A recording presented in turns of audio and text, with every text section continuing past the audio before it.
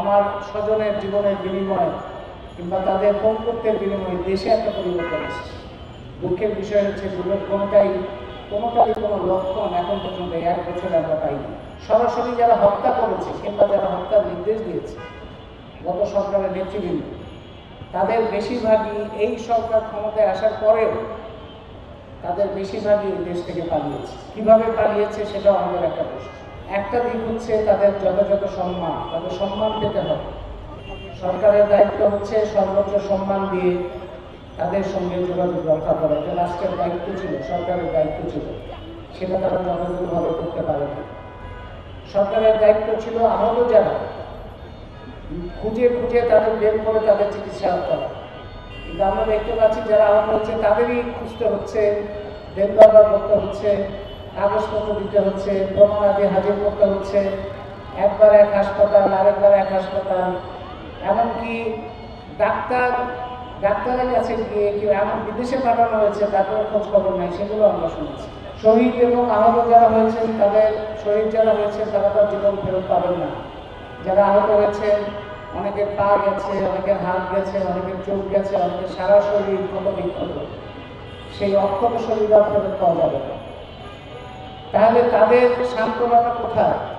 তাদের সান্ত্বনা একমাত্র হচ্ছে একটা হচ্ছে এই হত্যাকাণ্ড যারা করেছে তাদের যথাযথ বিচার, আরেকটা হচ্ছে তাদের জীবনের বিনিময়ে, তাদের রক্তের বিনিময়ে এই দেশের যদি যথাযথ পরিবর্তন হয়, এই দেশের মানুষ যদি অত্যাচার থেকে মুক্ত হয়, দুর্নীতি থেকে মুক্ত হয়, বৈষম্য থেকে মুক্ত হয়, সেটি হচ্ছে তাদের জন্য একটা বড় পাওয়া।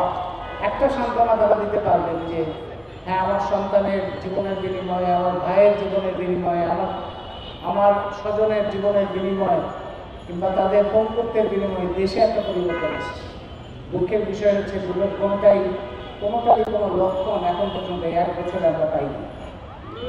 আমরা দেখতে পাচ্ছি বিচারের কিছু ঘটনা দেখতে পাচ্ছি, কিন্তু মামলাগুলো এমনভাবে হচ্ছে যে দুটো ত্রুটি আমি বলবো। একটা ত্রুটি হচ্ছে যে যাদের আসলে অপরাধী, বড় অপরাধী, চিহ্নিত অপরাধী, সরাসরি যারা হত্যা করেছে কিংবা যারা হত্যার নির্দেশ দিয়েছে গত সরকারের নেতৃবৃন্দ, তাদের বেশিরভাগই এই সরকার ক্ষমতায় আসার পরেও তাদের বেশিরভাগই এই দেশ থেকে পালিয়েছে। কিভাবে পালিয়েছে সেটাও আমাদের একটা প্রশ্ন।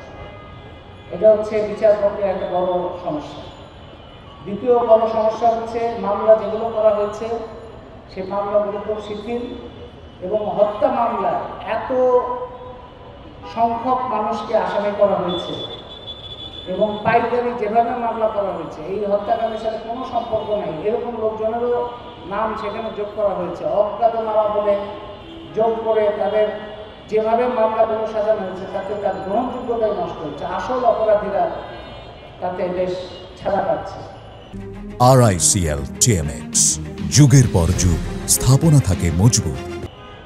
আসল অপরাধীদের ভার কিংবা অপরাধ লঘু হয়ে যাচ্ছে, এবং অনেক দেখা যাচ্ছে যেরকম মামলা করে অজ্ঞাতনামা এবং বিভিন্ন রকম পাইকারি মামলা করার পরে তাদের নিয়ে গ্রেপ্তার বাণিজ্য হচ্ছে, আটক বাণিজ্য হচ্ছে, এক একজনকে ভয় দেখিয়ে তার কাছ থেকে টাকা আদায় করা হচ্ছে, চাঁদাবাজি করা হচ্ছে, যেগুলি শেখ হাসিনার আমলে একটা স্বাভাবিক ব্যাপারে পরিণত হয়েছে।